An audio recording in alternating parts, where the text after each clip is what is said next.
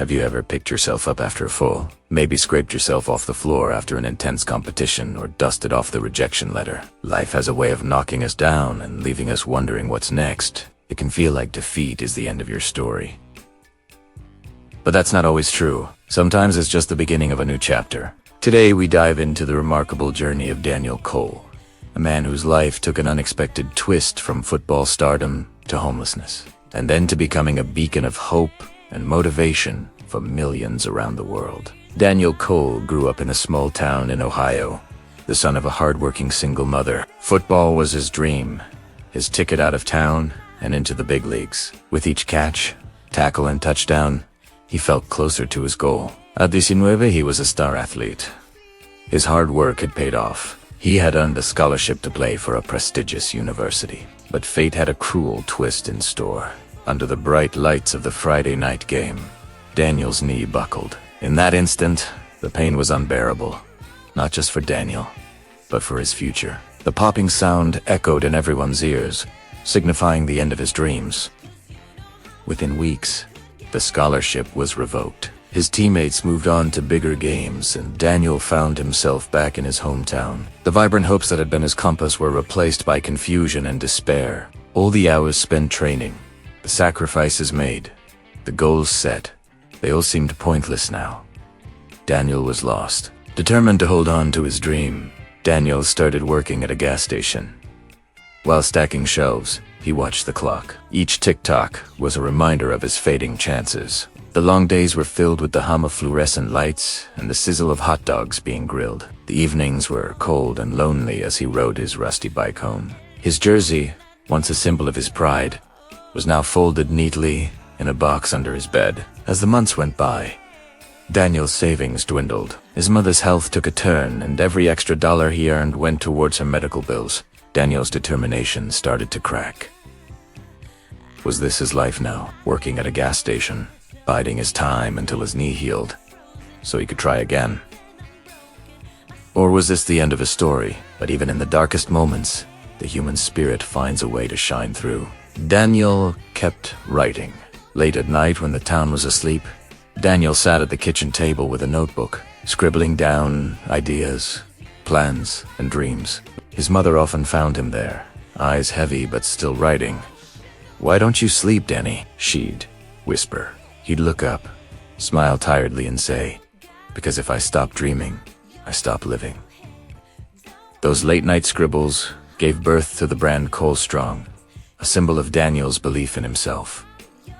It wasn't just a name, it was a promise to never give up, to find strength in adversity, and to inspire others to do the same. In the quiet of the night, Daniel poured his heart and soul onto paper. He didn't know it then, but these pages would become the foundation of his future success. One night at the gas station, Daniel noticed a boy huddled outside, shivering and alone. Without thinking twice, Daniel walked up to him, handed him the only sandwich he had, and asked, "Here, you must be hungry." The boy looked up, his eyes filled with gratitude.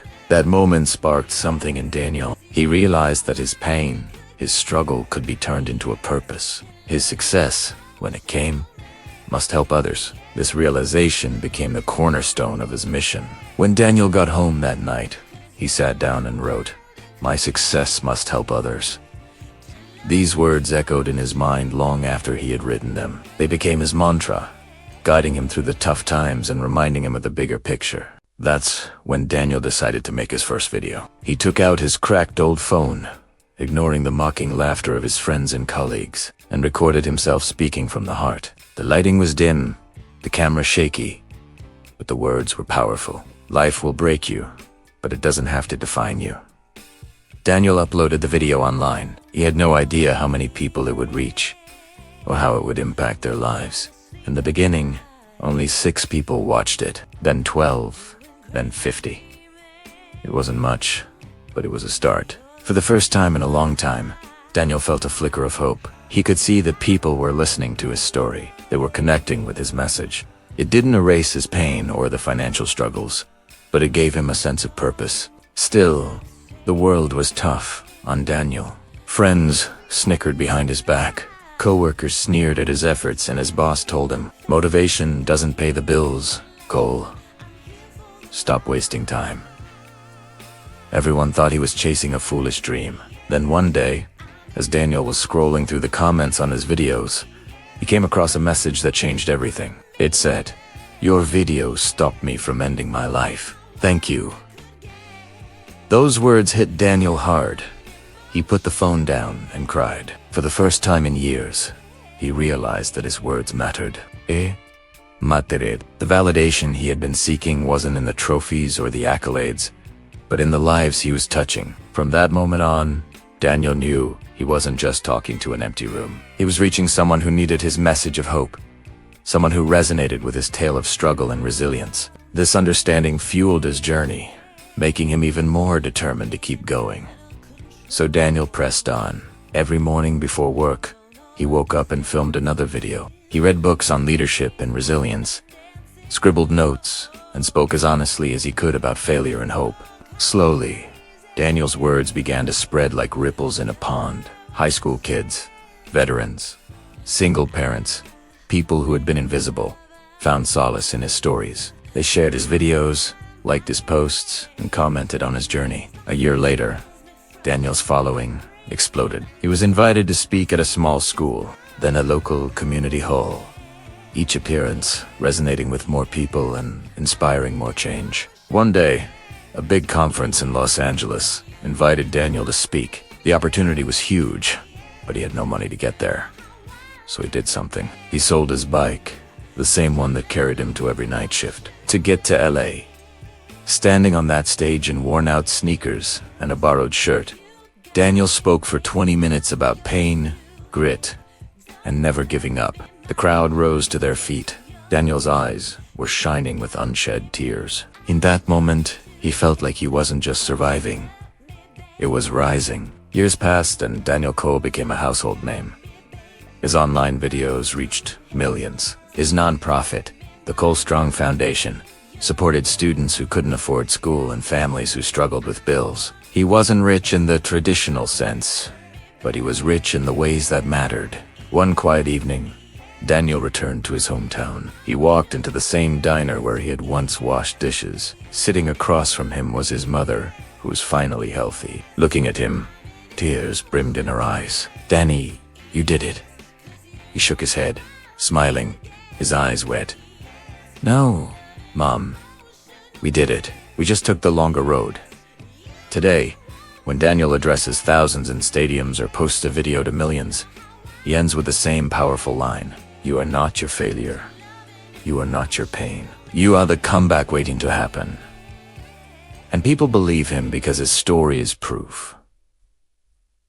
The Comeback is a production by a studio, in association with a streaming service, in partnership with a creative studio. This is a true story. Before we begin, I have a question for you. Do you define success by accomplishments or by happiness? Let's discuss that later in the comments below. Now let's meet our character. Daniel Cole was no stranger to success. In fact, by the time he turned 27, his name echoed through homes, schools, even military bases. At 24, he released a book titled From Broken to Blessed. By 27, it sold over 2 million copies. He wasn't a millionaire yet, not in the classic sense anyway, but in the eyes of the world, he was a rising star. This success came to Daniel unexpectedly. He didn't chase fame. He simply shared his story of how he transformed from an angry teen facing jail time to a hopeful young man seeking change. And that's all it took. People connected with his story. They saw themselves in his struggles, their own stories. It spread like wildfire. Soon, Daniel was flying all around the country, speaking at universities, companies, even military bases. He talked about believing in yourself, overcoming challenges, turning dreams into reality. His calendar jammed packed. His phone buzzed nonstop. Everywhere he went, more fans gathered, more invitations arrived. Every time the crowd clapped, every time his videos went viral, Daniel felt something strange. Back in hotel rooms after speeches, surrounded by the silence of empty beds and untouched food, he found himself alone, away from the noise, away from the cheering crowds. Daniel was lost. He felt invisible. Daniel knew success came with sacrifices, but he didn't expect this. How did he get so many followers? So much attention, yet feel so alone? Was this really his dream, or was he just performing it? He missed his family. He missed his old life, the one with less pressure, less Hujman expectation. His mom would call him, asking him to come home, but he kept going, chasing the dream. Then the critics arrived. Some online voices mocked him. He's just a gas station dropout, pretending to be a guru. Others criticized his non-profit's work. Is this really helping, or just branding? The boy who once begged to be heard was now drowning in the noise of too many voices. Daniel tried to ignore it. He kept telling himself, this is all worth it. But doubt still crept in. He remembered his boss's words years ago. Motivation doesn't pay the bills. For the first time, he wondered if maybe the man had been right. That summer week, one of his events in Chicago was poorly attended. The room, meant for 500, had only 60 people. Daniel delivered his speech with the same passion. But afterwards, sitting backstage, he felt crushed. Maybe people are tired of me. Maybe I'm finished, he whispered. That night, he didn't record a video. He didn't post anything. For the first time in 3 years, he went silent. But silence didn't last long. The next morning, he received an email. A high school teacher from Texas wrote, Daniel, my students live in one of the toughest neighborhoods in the country. They've lost friends to violence. Some don't believe in tomorrow. I play your videos in class. They give my kids hope. Would you come speak to them? We can't pay you, but they need you. Daniel closed his laptop, sat back and smiled faintly. It wasn't about numbers. It wasn't about fame. It was about that kid in the gas station parking lot years ago. The one who needed a sandwich. A little hope, reason to believe. So Daniel did something he rarely did. He took a break. He canceled his speaking gigs, his interviews, even his podcast appearances. He flew to Texas with his own money. The school was old, the gymnasium small, the paint peeling from the walls. When Daniel walked in, dozens of teenagers sat slouched in folding chairs, faces cold, skeptical. For a moment, Daniel froze. These kids weren't clapping, weren't smiling. He saw his younger self in them, angry, broken, lost. He took a deep breath and began. I know what it feels like to think your story is already over. I know the voice that says, you'll never make it out. But I am here standing in front of you to tell you that voice is a liar. At first, silence. Then one boy in the back raised his hand. Did you ever think about giving up? Daniel looked straight at him. Every single day. But I also thought about my mom, about the people I could help, about the fact that quitting would mean my pain was wasted, and I couldn't let my pain go to waste. By the end of his talk, those cold faces had changed. Some kids had tears in their eyes. They lined up to shake his hand. One girl whispered, I was planning to end my life this weekend. I won't now. Thank you. Daniel walked out of that school with no paycheck, no cameras, no applause. But for the first time in months, his heart was full. He realized success wasn't measured in numbers or stages. It was measured in lives changed. And that's when Daniel decided he wouldn't trade places with anyone. He'd rather stand in a room full of kids with a chance to inspire them than perform on a stage for thousands of strangers. He started accepting fewer offers, but he chose them carefully. Instead of focusing on the big stage, he began organizing events in underprivileged communities, speaking to kids who needed hope more than anyone else. He also started offering scholarships to underprivileged students and funding therapy sessions for troubled teens. He knew firsthand how hard it was to reach out for help, so he made it easier for others. His nonprofit became known for its direct impact, not just its flashy events. His focus shifted from quantity to quality, from numbers to needs. He didn't care if he reached 100 people with a huge event or 10 people with a small one. If those 10 were the ones who needed it the most, one day, he received a letter from one of the teachers from the school in Texas. She wrote, Daniel, 2 of our students attempted suicide this year, but they lived. 2 more dropped out, but they joined vocational programs. 5 are now off drugs, all because of your visit. You showed them someone from their neighborhood could do something big. It gave them hope. Daniel reread the letter, a smile touching his lips. He was exactly where he needed to be. Yes, there was still some people who didn't understand. There were still critics, doubts, and lonely nights. But Daniel knew he wasn't alone. He had his purpose, his passion, and the quiet satisfaction of knowing he was making a real difference, one person at a time. Daniel's story raises a crucial question. Is success best measured by achievements or by the positive impact we have on others? Let us know in the comments what you think. Aditya Naji, please share your thoughts on these questions. What does success mean to you? And how do you deal with the downsides of achieving your dreams? If you liked this story, I invite you to watch another inspiring story about a boy named Alex, who found strength within himself and achieved his dream. By the time Daniel turned 30, he had achieved what once felt impossible.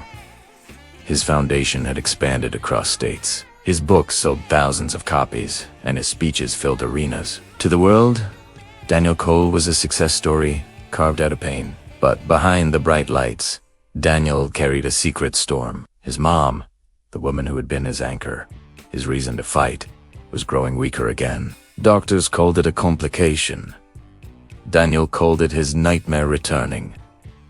He cut down his tours to stay by her side. The same hospital hallways he had walked as a broke kid now saw him return as a man who could pay every bill in full. But money couldn't buy time. Every day he sat beside her bed, holding her fragile hand, whispering the same promise. Mom, we didn't come this far to stop here. Despite his words, deep down, Daniel knew she was slipping away. When she passed, the world celebrated Daniel's latest keynote in New York, unaware that backstage, he had broken down on the floor, fists pounding the carpet, whispering, "What's the point now?" For months, he went silent. His social media emptied. His phone buzzed with requests, but he ignored them. The man who once preached resilience now felt hollow. He stayed in his childhood home, curtains drawn, replaying old memories. His mom cheering at football games, hugging him after late shifts, smiling through sickness. He questioned everything. Had he built his life on a lie? Had he been strong only because she was there to see it? Without her, who was he? Then, one night, as he scrolled through old emails, he stumbled upon a draft he had never sent. It was a letter to his mom, written years earlier when he first started making videos. The last line read, "One day, I'll make you proud in a way the whole world will see." Daniel sat frozen. Tears blurred the screen. His chest ached. But for the first time in months, the ache wasn't just grief. It was purpose calling him back. He realized something. His mom's death didn't erase her belief in him. If anything, it demanded he live even louder, because she could no longer cheer for him in person. The next morning, he posted his first video in months. His face was raw, his voice shaky. He said, "I've lost my mom, and I don't have the answers right now. But I do know this pain doesn't disappear when you hide from it. Pain disappears when you use it to build something greater than yourself." The video went viral not because it was polished, but because it was honest. People saw a man who wasn't untouchable, but human. A man who cried, who hurt, but who still stood up.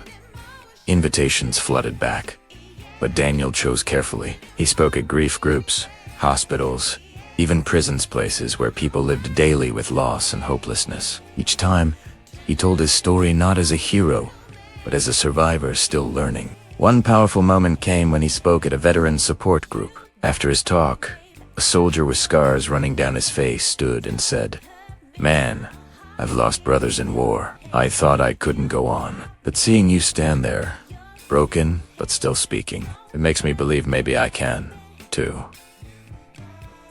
That night, Daniel realized something life-changing. His greatest influence didn't come from his victories. It came from his wounds. People didn't connect to his success. They connected to his survival. From then on, his message shifted. He no longer said, "Don't quit." He began saying, "It's okay to fall apart. Just don't stay there forever." That same week, Daniel got a call. A documentary crew he had met while filming his TED Talk wanted to make a film about his life. At first, he hesitated. The idea of reliving his journey on camera terrified him. But then he thought about his mom. She had always encouraged him to share his story. So with trembling hands, Daniel agreed. As the cameras rolled, he took the crew through his hometown, the places that had shaped him, the triumphs, the struggles, the fears. He showed them the worn Bible his mom had given him, its pages dog-eared, underlined with prayers. He led them to the cemetery where she was laid to rest. There, beneath the oak tree they had planted together, he broke down. "I promised her," he whispered. "We didn't come this far to stop here." In the quiet moments, Daniel would pause, lost in memories. The crew watched in awe as he transformed from the confident speaker to a vulnerable son, a brother, a friend. They saw the weight of his past in the lines etched on his face, and the tremor in his voice when talking about his siblings, and the fierce love he still held for his mom. The documentary was a success. Daniel's story touched millions worldwide. Suddenly, he was fielding calls from Oprah's team. He was invited to speak at global conferences. Yet, through it all, Daniel remained grounded. He continued to visit the sick, the grieving, the hopeless, carrying his mom's legacy in his heart. He didn't seek fame or fortune. He simply sought to be a beacon of hope, a testament to the resilience of the human spirit. Years later, standing in the spotlight, looking out at the sea of faces, Daniel felt a profound sense of fulfillment. He knew he had come full circle, honoring his roots, his struggles, his losses, and most importantly, his unwavering love for his mom. Her absence was a constant ache, but her presence echoed in every fiber of his being, driving him to make a difference in a world that often felt too dark to care. As the applause washed over him,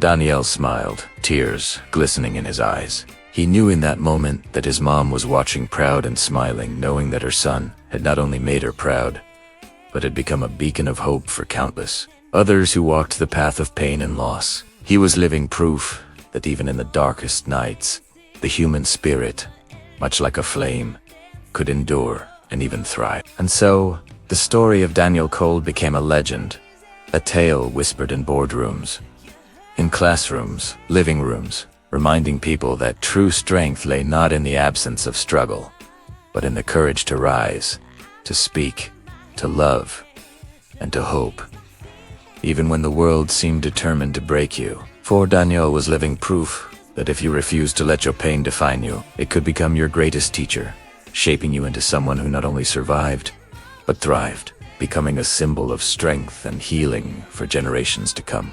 His story echoed, urging everyone who heard it to find their voice, to embrace their vulnerabilities, and to keep going, no matter how heavy the darkness seemed. With every word he spoke, every interview he gave, every life he touched, Daniel ensured that his mom's memory lived on, not as a fading photograph, but as a vibrant, guiding light, illuminating the path for those who dared to dream of a better tomorrow. The end, the boy who couldn't be bought. By age 35, Daniel Cole was not merely an American inspiration. He was a worldwide phenomenon. His talks had been translated into 24 languages. Huge corporations queued up, throwing multi-million-dollar contracts at him, so he would be their speaker at leadership events. Top magazines splashed his picture across their covers, from gas station to global stage. But with recognition comes temptation. One day, a multinational brand, notorious for worker exploitation overseas, got wind of Daniel's story. Their reps strolled up to him backstage after a talk, interrupting his moment of triumph. "Mr. Cole," they said smoothly, "we know about you. You have something we want." Daniel arched an eyebrow, intrigued. "And what might that be?" he asked, playing along. "Your story," they stated matter-of-factly. "We want to sponsor you. Think about it. Money beyond your wildest dreams. Private jets, luxury hotels. It'll be more money than you've ever seen in your life." They dangled the offer in front of him, gauging his reaction. But Daniel, despite the dizzying possibilities that whirled around him, remained rooted to his core. "I'm sorry," he said, shaking his head. "It's not for sale." In the aftermath of that encounter, doubt gnawed at him. Was he wrong? Could they help him amplify his message to more people? The reps left, promising to circle back.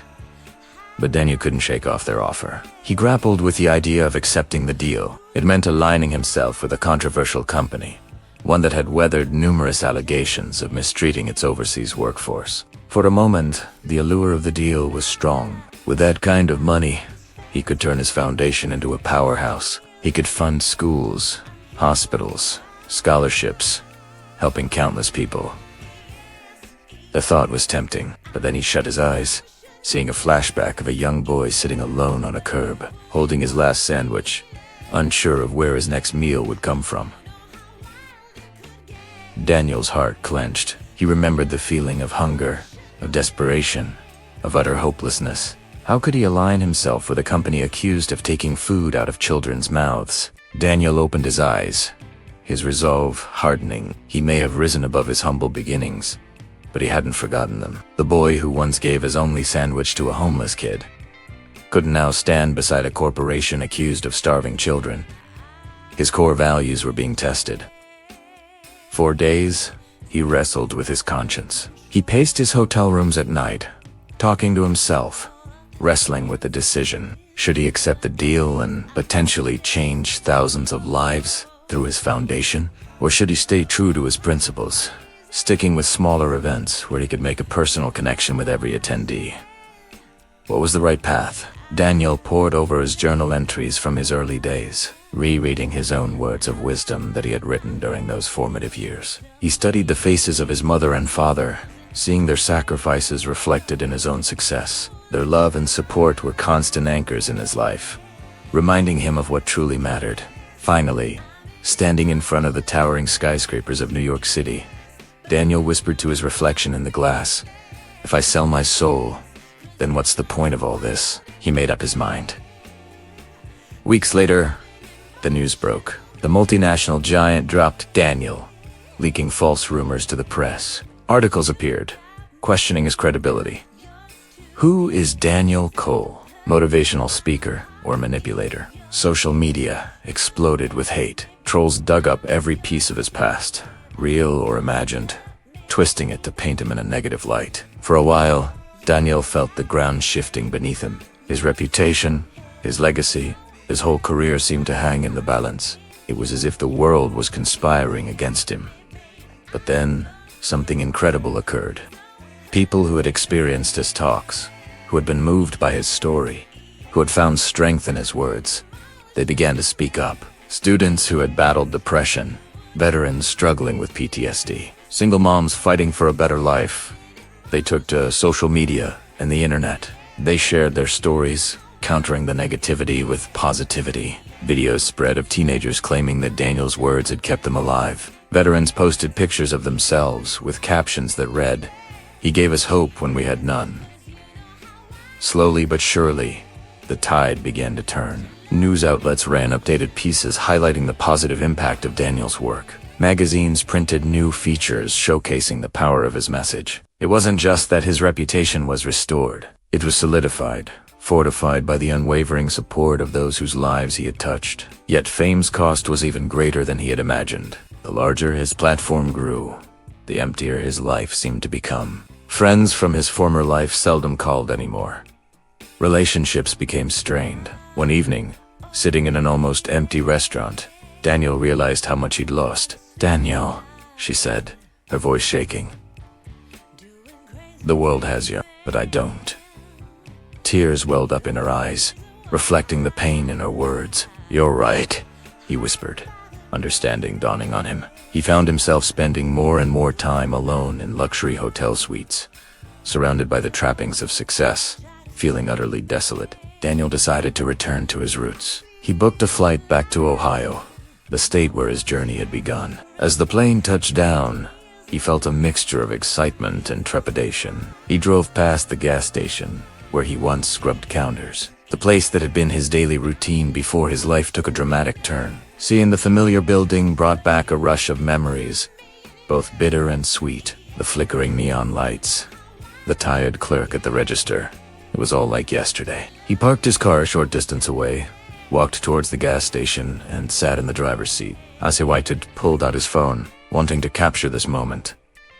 But then he hesitated. Daniel wanted to remember this moment, just for himself, to hold on to the feeling without the distraction of social media. So he put the phone back, closed his eyes, and listened to the sounds around him. The gentle hum of refrigerators, the murmurs of customers, the clink of coins. It was a symphony of normalcy that he had almost forgotten. When he opened his eyes, he noticed a family walking in. A husband, wife, and 2 kids. The sight sparked a wave of emotion within him, a longing for a simpler time, a reminder of the life he had once led. Suddenly, a hand rested on his shoulder. Daniel turned to find the gas station owner standing there. "Can I help you?" the owner asked, his eyes full of kindness. Daniel smiled, realizing how out of place he must have looked.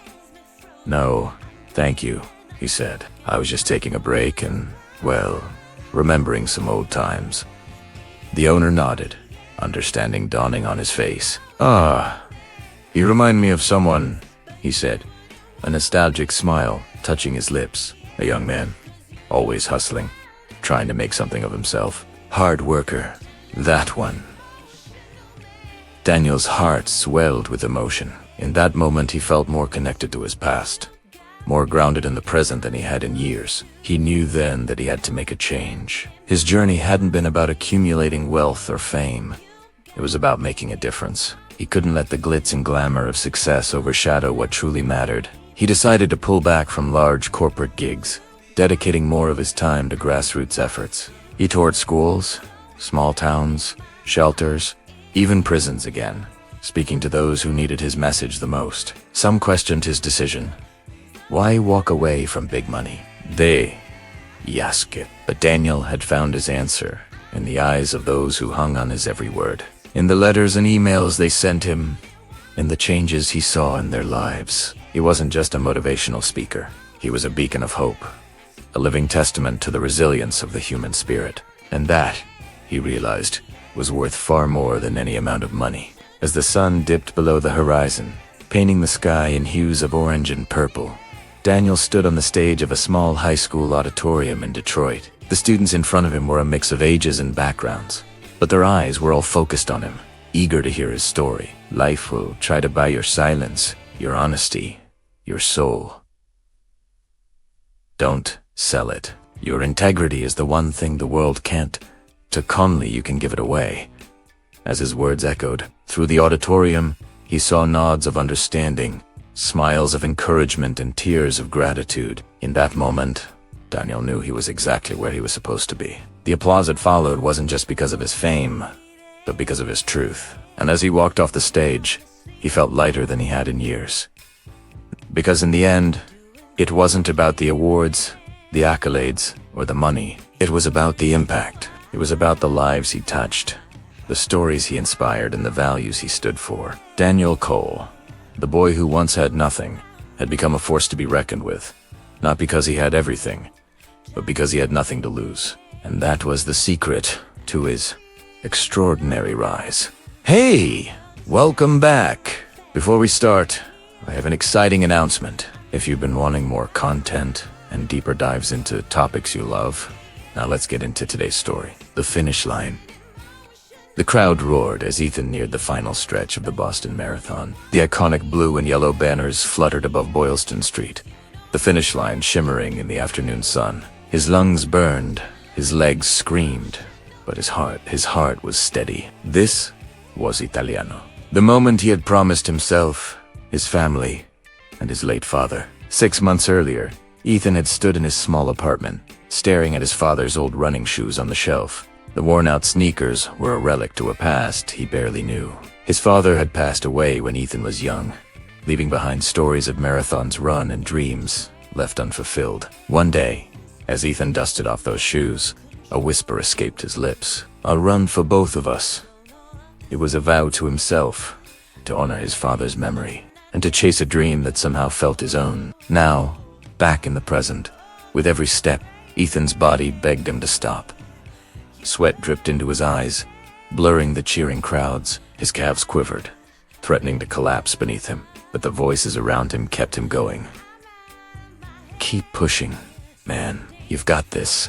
Almost there. They were strangers, yet they roared like lifelong friends, because that's what the marathon did. It turned thousands of individuals into one family bound by sweat, grit, and a shared journey towards that shimmering finish line. At mile 24, Ethan's vision blurred. His mind flashed back to the dark nights he wanted to quit, the lonely hours he woke at 4 a.m. to run before work, the mocking laughter of colleagues who said, "Running? Come on, man.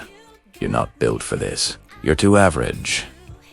But then he recalled his coach's gruff voice echoing in his ear. The finish line, Dosan, Tekarif, Yogu, the fastest. It only cares if you refuse to give up. Soy pushed on. Suddenly, through the haze of pain, Ethan saw a little boy at the side of the road holding a cardboard sign. It read, "For Dad. For Dreams." Time seemed to slow down. Ethan stopped, mesmerized by the boy.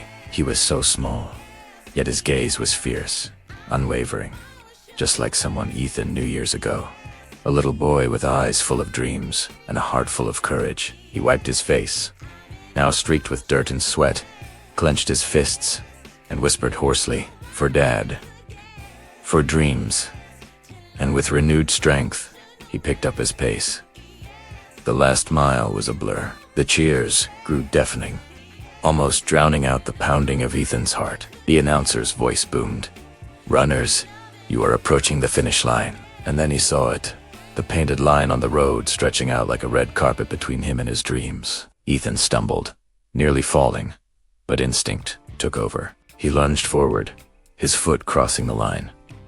Time seemed to stop. He bent forward, gasping, his body trembling, but his soul soaring. Tears rolled down his face, hot and heavy. Years of struggle, sacrifice, and faith crystallized into one small piece of metal around his neck. A volunteer rushed to him, dabbing his face with a towel and fastening a medal around his neck. Ethan pulled his phone from his pocket, his hands shaking. He opened his dad's old photo, the one his mother had given him all those years ago, and whispered, "We did it, Dad. We finally did it." And in that crowded street, filled with strangers and noise, Ethan felt a silence inside, a peace he had never known. Later, when reporters crowded around him, asking why he had pushed through, Ethan didn't talk about discipline or training plans. He just said simply, "I wasn't running alone. Every step, every mile. My father was with me." He paused, looking out at the sea of faces that now seemed less intimidating and more inspiring. "And I want everyone out there to know your finish line might look different, but it's waiting for you. Don't stop. Don't listen to doubt. Keep going, because the world doesn't reward perfection. It rewards persistence." That night, back in his apartment, surrounded by the comforting silence he had come to cherish, Ethan placed his medal next to his father's old running shoes on the shelf. It was more than a trophy. It was a symbol of an unbreakable bond, a testament to the human spirit. The marathon had been about more than just finishing a race. It was about becoming the kind of person who doesn't quit when life gets hard, who turns pain into strength, loss into purpose, and dreams, no matter how distant, into reality. As he turned off the lights, he smiled, whispering one last time, "For Dad, for Dreams, for never giving up." And somewhere deep inside, he knew this was just the beginning. Let's analyze some elements of the story. Character development.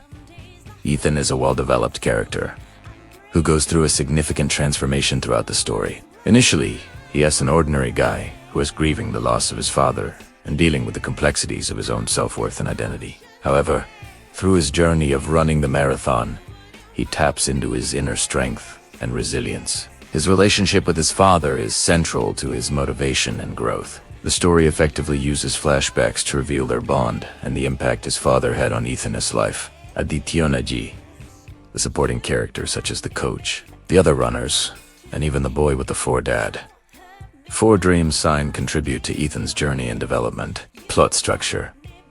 The story follows a clear and engaging plot structure. The exposition sets the stage by introducing Ethan and his father's legacy. The rising action builds suspense as Ethan trains and prepares for the marathon, facing both physical and emotional challenges. The climax occurs during the final stretch of the race, where Ethan pushes through exhaustion and self-doubt to reach the finish line. The falling action resolves loose ends and provides closure as Ethan reflects on his accomplishment and the meaning behind his journey. The resolution leaves the reader with a sense of hope and inspiration. Themes: the story explores several profound themes, including grief and healing, identity and self-discovery, and the power of dreams and perseverance. It delves into Ethan's internal struggles as he confronts his feelings of loss and his desire to connect with his father through running. Additionally, the story emphasizes the importance of believing in yourself and pursuing your dreams, no matter how daunting they may seem. Symbolism. The story is rich with symbolism. The running shoes serve as a tangible link between Ethan and his father, representing their shared passion for running and their unbreakable bond.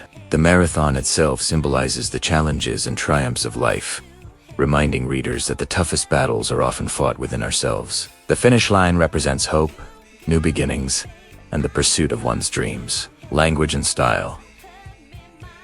The author's writing is both evocative and engaging. The use of vivid sensory details immerses readers into Ethan's journey, allowing them to experience the sights, sounds, and emotions of the marathon alongside him.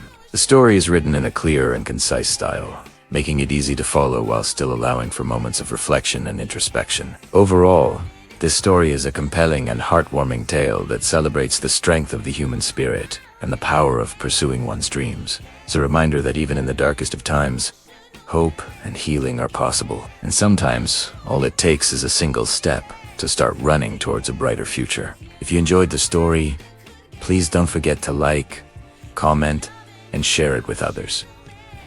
Your support means a lot. Thank you for joining us today, and we'll see you next time. Until then, keep reading and embracing the power of stories.